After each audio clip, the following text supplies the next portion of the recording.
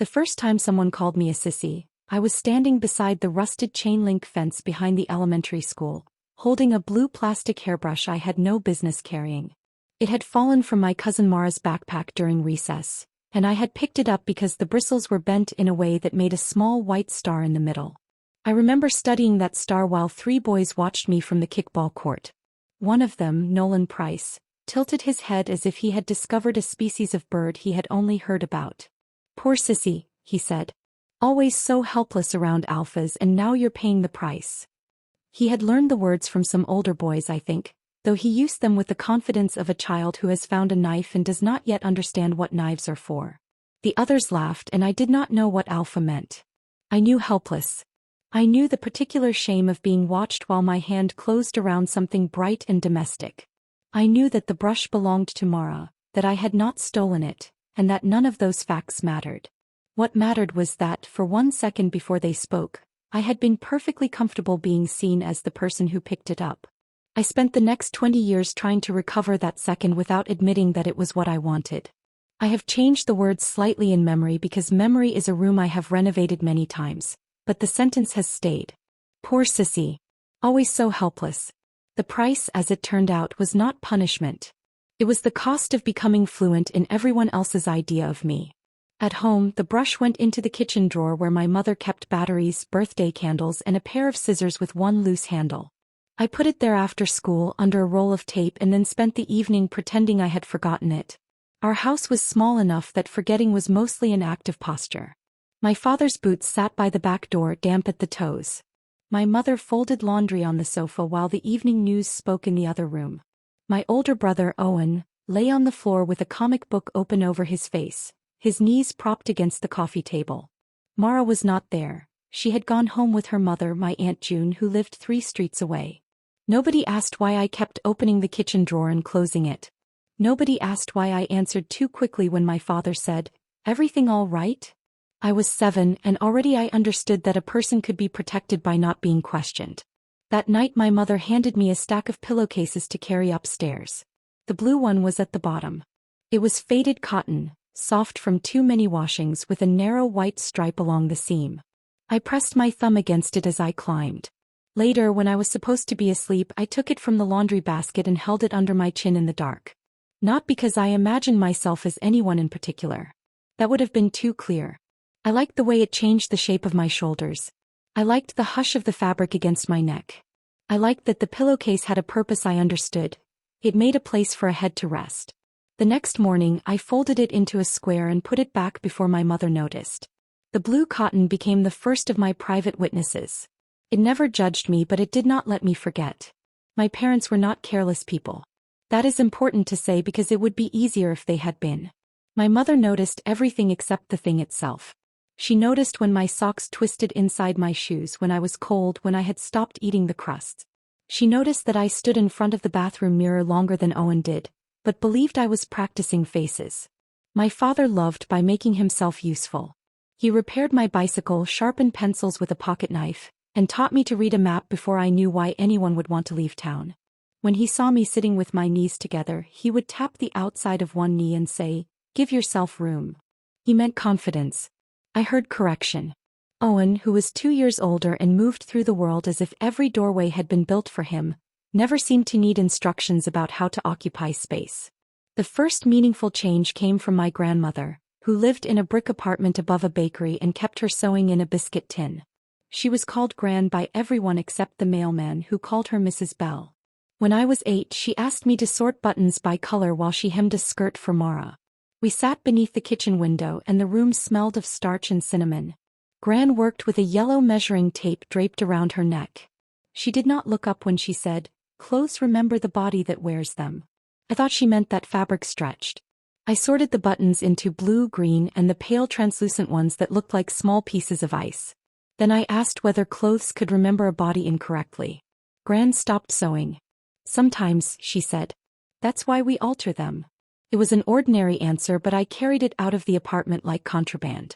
Years later, I would understand that she had been talking about sleeves and waistlines, not soles. The fact that I had heard more in it was not her fault.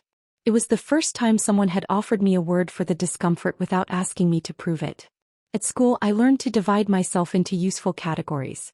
I was good at spelling, bad at throwing, quiet during assemblies, and suspiciously quick to volunteer when a teacher needed someone to decorate a bulletin board.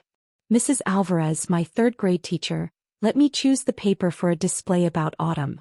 I chose tissue paper in copper red, and a thin washed-out pink that made the leaves look almost translucent. She watched me arrange them and said, "You notice what other people overlook." I heard praise, but I also heard danger. If I noticed too much, people might notice me noticing. The boys called me delicate when they wanted to be cruel and sensitive when adults were listening. I learned to make my hands still. I tucked them under my thighs during class. I practiced walking without letting my wrists bend. At recess, I stood near the fence and kept my eyes on the ground as if the right angle of my gaze could prove something. Owen's friends came to our house on Saturdays to play video games. I sat at the end of the couch with a controller I did not know how to use while they argued about teams and weapons. When one of them asked why I kept losing, I said I was letting them win. Owen laughed, and I laughed too, though I had not meant it as a joke. That was the second turning point, though I did not call it that then. I discovered that a false version of myself could be rewarded. If I made my helplessness playful, people called me funny. If I acted as though I did not care, they assumed I had chosen not to compete. I began offering self-deprecation before anyone else could offer humiliation. It worked so well that eventually I could not tell where the performance ended. The first time I tried on Mara's clothing, I was 10 and angry at everyone. The anger had begun with a haircut. My father had taken me to Mr. Denny, whose barbershop smelled of talc and lemon disinfectant. I had asked for hair like the singer on a poster in the pharmacy window, though I had not known how to describe it. Mr. Denny cut it close around my ears. My father said it was neat. My mother said it would grow. I sat in the back seat with hair clippings on my collar and watched the houses slide past. At home, Mara had left a pale green cardigan over the banister. I knew it was wrong before I touched it. I also knew that the wrongness had a shape and that the shape was longing. I took it upstairs, put it on over my t-shirt, and stood in front of the mirror with the bathroom door locked. The cardigan was too small in the sleeves. One button was missing. I looked ridiculous and, for the first time that day, not entirely absent. I did not imagine a different life. I imagined only that my reflection had stopped arguing with me. Then Owen knocked. "You in there?" "Yeah." "What are you doing?" "Nothing." He opened the door before I could stop him. His eyes moved from my face to the towel cupboard and back. He did not mention the cardigan. He only said, "Mom wants you to set the table." He closed the door, and for 3 days I believed I had escaped. On the 4th day he tossed a green sweater onto my bed and said, "Found this in the hall." It was mine, an old pullover with a stretched collar.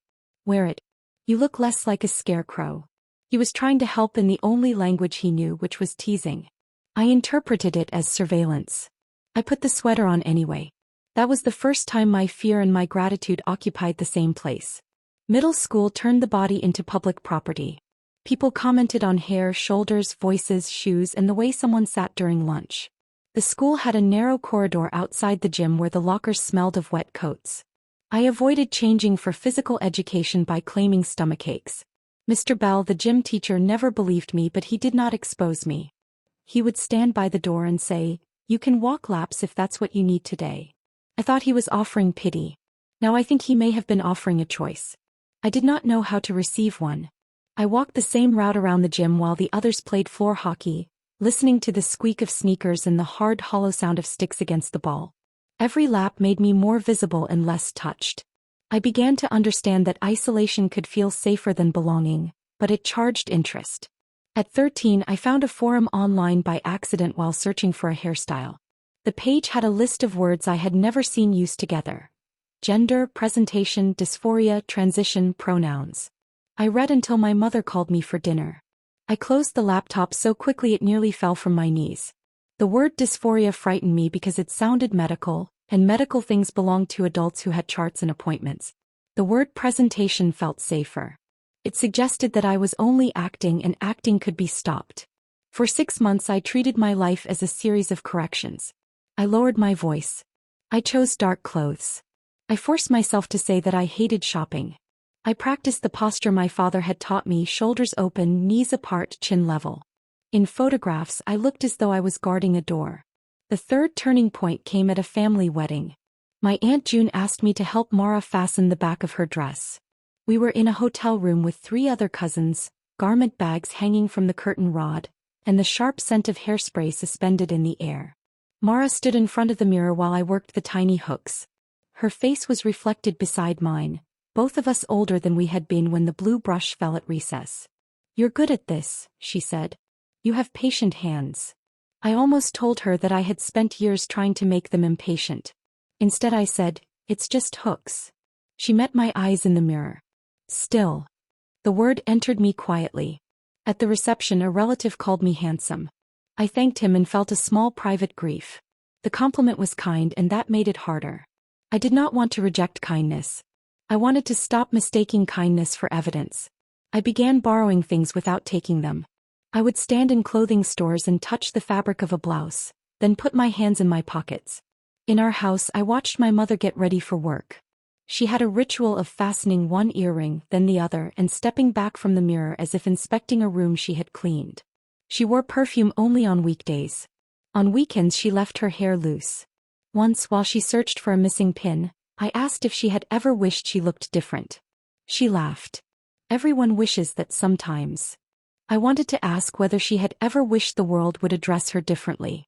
I wanted to ask if clothing could remember the body it was meant for. Instead I found the pin beneath the sink. She kissed my forehead and said, "You're thoughtful." I hated how much I wanted her to be more precise. My first attempt at telling anyone came through a text to Mara. I wrote, "I think I might be," and erased the sentence. I wrote, "Do you ever feel like your clothes are lying?" Then erased that too. Finally I sent, "Can you send me the name of that green cardigan?" She replied with a photo of a label and a laughing face. It was from a discount store. I stared at the message until the screen dimmed. The failure was not dramatic. No one rejected me. No one even knew I had tried. But I learned that a person could stand at the edge of truth and retreat without leaving footprints. At 16, I dated a girl named Leah because she liked quiet people and I had become very good at quietness. We studied together at the public library beneath a vent that rattled every few minutes. She wore silver rings and wrote notes in blue ink. He touched my sleeve to get my attention. My whole body reacted with an intensity one misread as romance. I wanted to be close to her. I also wanted to borrow the ease with which she moved through her own femininity. She did not perform being a girl. She simply wore her body like a fact. One afternoon she asked why I never let her take pictures of us. I said I looked strange in photographs. "You don't," she said. "You look like you're waiting for someone to accuse you." That sentence ended the relationship more honestly than any confession would have. I told her she was overthinking. She said, "Maybe you are the one who is." She left with her silver rings flashing as she pushed open the library door, and I understood that being loved by someone did not mean they could rescue me from a self I refused to meet. My father found the browser history that autumn. He did not confront me immediately. He had printed a form for a driving course and left it on the kitchen table beside the pages I had been reading. The words were ordinary but the arrangement was not. I knew he had seen them. He knew I knew. We ate dinner with the silence of people carrying a fragile object between them. Finally he said, "Are you looking for something?" I wanted to say yes. I wanted to say I had found it and lost it and found it again. Instead I said, "Just information." He nodded.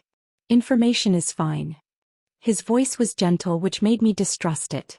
"You don't have to tell me before you're ready." I heard permission but also a deadline hidden inside it. Later he came into my room with a clean blue pillowcase and changed the one on my bed without comment. I watched his hands tuck the corners. For years I remembered that as his way of pretending nothing was happening. Much later, I understood it as the only kind of love he knew how to offer without making me answer. The fourth turning point came when I left for college and discovered that anonymity could be more frightening than family. In the dormitory bathroom I could spend 20 minutes in front of a mirror without anyone knocking. I began trying small things. A different part in my hair, a softer sweater, a scarf tied loosely at the throat. Each experiment gave me a brief, unreasonable relief, followed by an hour of inspection. Was I happier or merely relieved not to be watched? Did I like the fabric or did I like the story I had attached to it? I changed clothes 3 times before a seminar and arrived late with my notebook clutched against my chest. The professor asked whether I had found the room. I said yes. I had found the room. I had not found myself. A student in my seminar, Priya, began sitting beside me.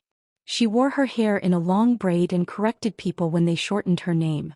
I admired her not because she was fearless, but because she treated small acts of accuracy as worth defending. One day the professor called me by the name on the roster, a name that had belonged to me so long it felt like an inherited coat.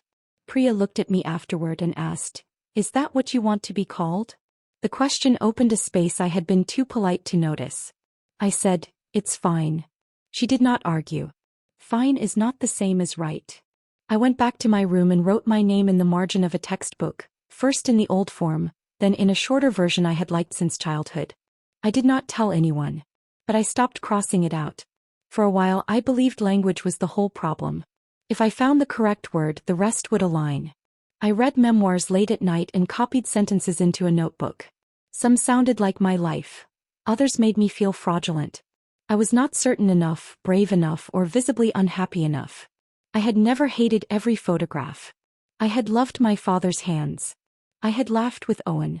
I had been happy in a body that now felt like a question. I decided that uncertainty disqualified me. This was the fifth turning point. Instead of using doubt as a doorway, I used it as a locked gate. I moved back home after graduation, officially to save money and unofficially because I had run out of ways to postpone the decision. My room had become a storage place for old objects. The blue pillowcase was still in the linen closet, faded almost gray. The green cardigan was gone. Mara had worn it until the cuffs frayed. Owen had moved out and was working at an auto shop. My mother had begun leaving lists on the refrigerator. My father's hair had silvered at the temples. Nothing in the house had changed in the way I needed, which meant I had to admit that the house was not the thing preventing change. One Sunday my mother asked me to help sort photographs. We sat on the living room floor with shoeboxes between us. There I was at 7, clutching a paper crown at my birthday party. At 9, wearing the sweater Owen had tossed on my bed. At 12, standing stiffly beside my father at a fishing lake. At 16, with Leah's hand just visible at the edge of the frame. My mother held up a picture from the wedding. I was in a suit that fit badly at the shoulders. Mara stood beside me in the green cardigan, older now, smiling. "You always looked uncomfortable in this one," my mother said. I thought it was the collar. I took the photograph from her. It wasn't the collar. She waited. I could feel the old machinery beginning.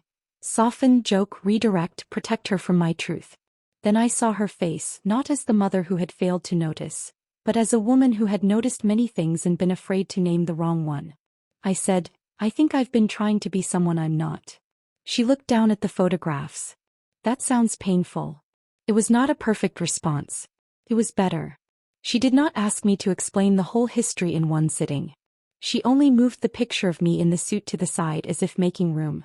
My father reacted differently. When I told him a month later at the kitchen table, he became practical. He asked what it meant, what would change, whether I had spoken to a professional, whether I understood how difficult people could be. None of the questions were cruel. Their accumulation was. I felt myself shrinking into the old shape. He said, "I don't want you to make a decision because you're unhappy." I said, "I'm unhappy because I keep refusing to make one." He rubbed his thumb along the rim of his mug. "You seem fine most of the time." I laughed and the sound startled us both. "I've been training for that." He looked wounded and I hated that my truth had injured him. He had spent my whole life trying to give me tools. I was telling him the map had been wrong. For 3 weeks after that we spoke only about errands. My mother left tea outside my door. My father repaired the loose hinge on my closet. The family continued around the silence.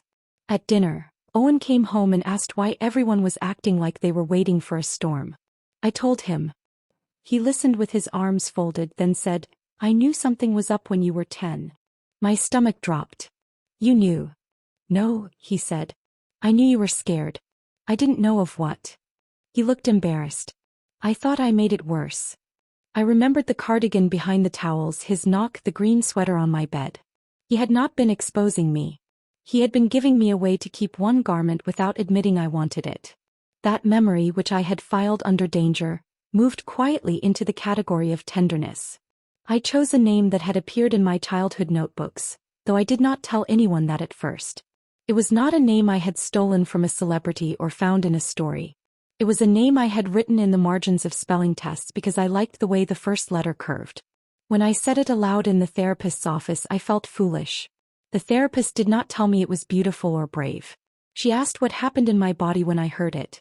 I said, "Nothing dramatic." She nodded. "Sometimes recognition is quiet." I went home and stood before the bathroom mirror. I said the name once. The person in the glass did not change. That was both a disappointment and a relief. The sixth turning point came at work, where a supervisor used my old name in front of a group after I had asked her not to. She apologized privately and then did it again the following week.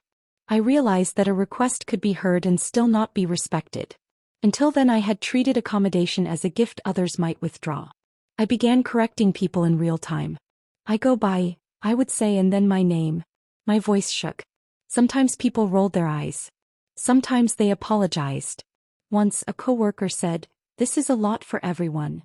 I looked at her and replied, "It has been a lot for me for years." I did not feel victorious. I felt exposed. But exposure and defeat were no longer synonyms. The price of hiding became visible in small losses. I stopped answering calls from old classmates because I could not bear the name they used. I avoided family gatherings where relatives would ask what I was doing with my life and then look at my clothes for clues. I missed Mara's baby shower and lied that I was sick.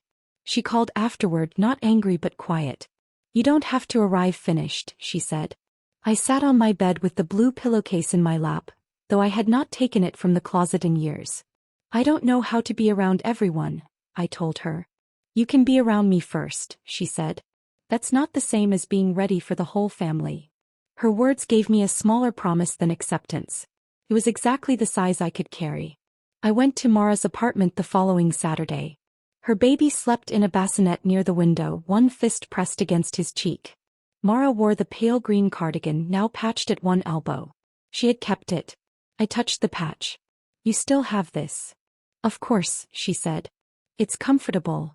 I wanted to tell her that comfort could be a form of knowledge. Instead I sat on the floor and watched the baby breathe. Mara asked whether I had chosen a name. I told her. She repeated it once, carefully without performance. Then she said, "It suits the person who picked up my brush." The sentence went through me so sharply that I looked away. She remembered a child I had spent years trying to erase, and she did not seem ashamed of that child. I had been treating my past as evidence against my present. She was offering it back as evidence of continuity. My grandmother was the next person I told. By then she was in a care home with a television always murmuring in the corner. Her sewing tin sat on the bedside table, though her fingers had become too stiff for most repairs. I brought the blue pillowcase. It seemed absurd carrying a piece of old cotton across town like a document. She rubbed the stripe between her fingers. "Good fabric," she said. "It lasted." I told her about my name. She took a long time to answer. "Names are hems," she said finally. "They keep the edges from fraying."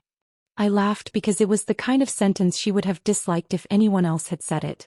She asked whether my parents understood. I said, "Some days." She nodded. "That's more than most people understand about anything." Then she handed the pillowcase back. "Don't let them alter you until you disappear." I wanted to believe she had always known. She had not. Love does not require clairvoyance. It requires attention when the truth finally arrives. My father came to the care home with me the next week. He carried a paper bag of oranges and complained about the parking.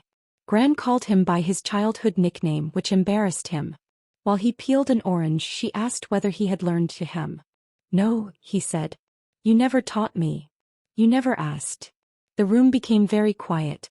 I looked at my father and saw that the conversation was not about me, or not only about me. He had spent years waiting for instructions while pretending he did not need them. On the drive home he said, "I'm trying." I said, "I know." He kept his eyes on the road. "I may get it wrong." "You will." He nodded. "But I'll keep trying." It was not an apology for the years before. It was a promise about the years left. The hardest part was not changing clothes or names. It was grieving the amount of life I had spent believing I needed permission to be legible. Some mornings I woke convinced I had invented everything. I would put on the clothes that felt right and then change into something neutral before leaving the house. I would introduce myself and hear my old name in my head correcting me. I had expected relief to be a door. Instead it was weather. It came and went.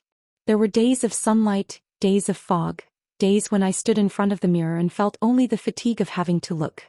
One evening, after a difficult appointment, I found Nolan Price's name on social media. We had not spoken since school.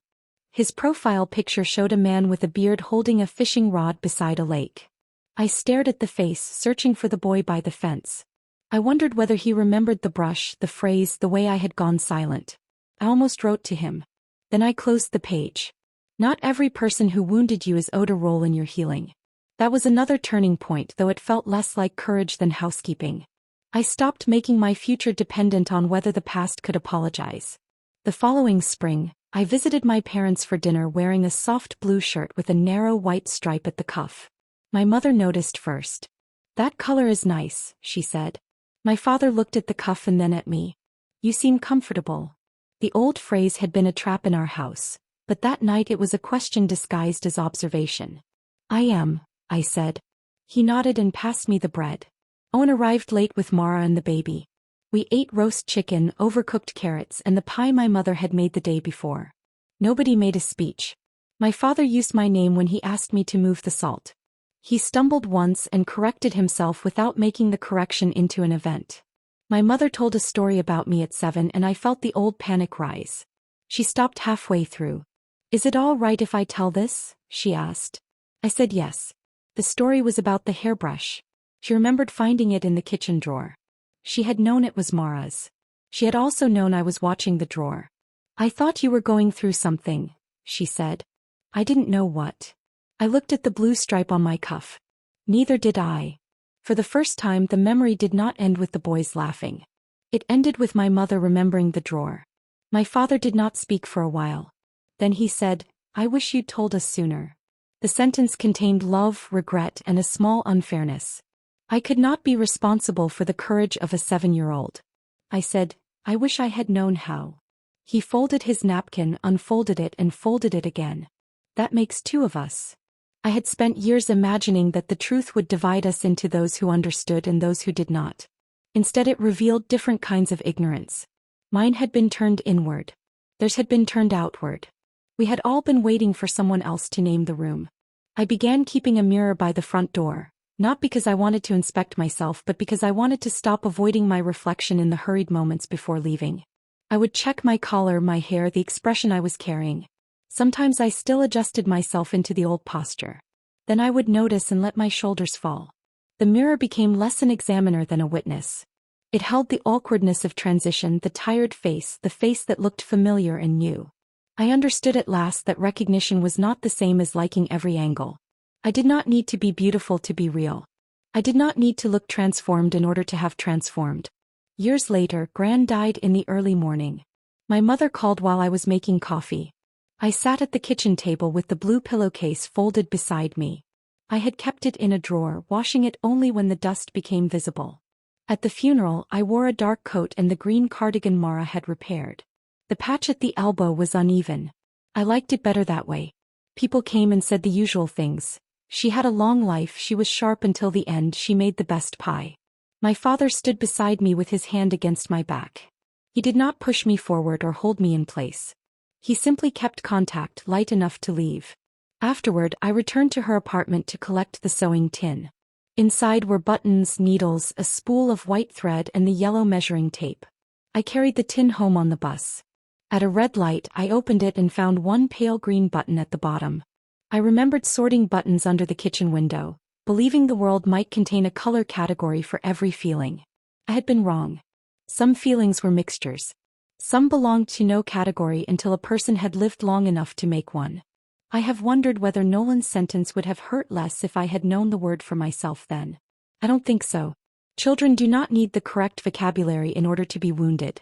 They need someone to tell them that being seen is not the same as being defined. I also wonder whether I would have changed sooner if my parents had asked better questions, if Mrs. Alvarez had used different praise, if my father had understood that confidence could not be taught by widening my knees. Those questions have no useful answer. They tempt me to rewrite the lives of people who were loving and limited, as if love without perfect knowledge were a form of betrayal. It was not. It was simply human, and I was human too. The last time I heard the phrase was from myself. I was standing in my apartment, getting ready for a community event where I knew almost no one. I had changed shirts twice. The blue one with the white stripe lay across the bed. A black sweater hung from the chair. I could feel the old panic assembling its arguments. People will notice, people will ask, you will be exposed, you are making trouble where none existed.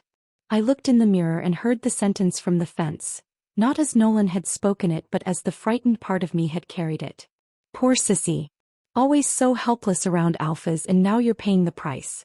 I said aloud, no, not loudly. Not dramatically. Just enough to interrupt the script. I put on the blue shirt. I fastened the top button, then unfastened it. I left the collar open. I checked the mirror once and walked out before I could negotiate with myself again. On the street, nobody stopped. A woman held the door for me at the corner cafe. A man in a red cap asked whether the bus had arrived. The sky was low and silver. My life did not announce its change. It continued, which was the most merciful thing it could have done. At the event, I met a child sitting alone beneath a table, clutching a glittering hairbrush that belonged to someone else. The child was not crying. They were simply holding it with the concentration of someone trying to remember why it felt important. I did not rush over. I did not ask what was wrong. I sat on the floor a few feet away and began arranging paper cups by color. After a minute, the child looked at me. That one goes there, they said, pointing to a cup I had put in the wrong group. You're right, I said and moved it. It was a small kindness, almost nothing. But I knew the difference between helping someone and taking over their story. I waited until they offered the brush. When they did, I held it carefully and gave it back. I am older now than my mother was when she first found the brush in the kitchen drawer. I understand how little certainty adults possess while pretending to guide children. I understand why my father reached for practical questions, why my mother mistook observation for comprehension, why Owen made a joke and then left a sweater on my bed. I understand, too, that understanding them does not require me to shrink what happened to me. The boy by the fence was not helpless because he liked softness.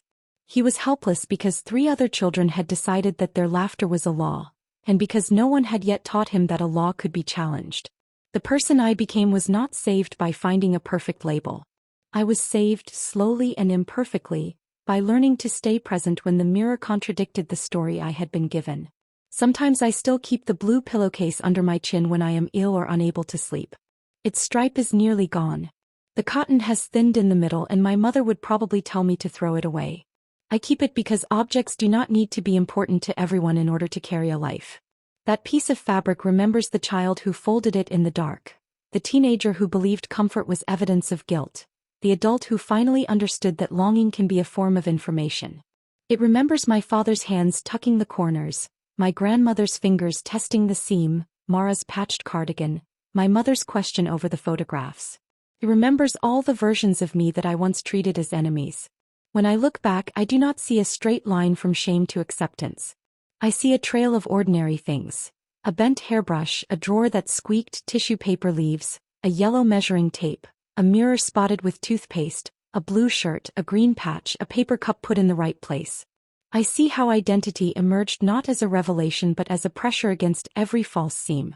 I see the years I called that pressure confusion because confusion was less frightening than desire. I see the price I paid not in some grand punishment but in all the conversations I postponed, all the photographs I refused, all the times I let people love a version of me I could barely inhabit. And yet I no longer want to punish the person I was for surviving in the only ways available. The child at the fence picked up the brush. The child put it in the drawer. The child hid the cardigan and put on the green sweater. The teenager made jokes, lowered a voice, stayed near the wall. The adult learned to say a name and wait through the silence afterward. None of them were failures. Each one carried the next version a little farther. If there is a truth I can give them now, it is not that they should have been braver. It is that they were already telling the truth in fragments. The body knew through fabric. The mind knew through mirrors. The heart knew through the strange relief of being addressed accurately, even before accuracy had a name. What changed was not the existence of that truth. What changed was my willingness to stop treating it as an accusation. I still remember Nolan's face, though I no longer remember the faces of the other boys. His sentence has lost its authority. It is only sound now, a child's borrowed cruelty returning to the air from which it came. Poor sissy. Always so helpless. And now you're paying the price. I hear it differently. Poor person, I might answer. You were never helpless for wanting to be seen. The price was paid by the life you spent hiding. The life ahead is not payment. It is yours. When I say my name now, I do not wait for the mirror to confirm it. I say it while carrying groceries, while calling my mother, while signing the receipt at the bakery beneath Grand's old apartment. I say it when I am tired and when I am uncertain. I say it without asking whether the sound is convincing. A name is not a costume that must fit perfectly before anyone is allowed to wear it. It is a place to stand. I know that because, after all these years, I finally stopped standing outside myself holding a brush I was afraid to return.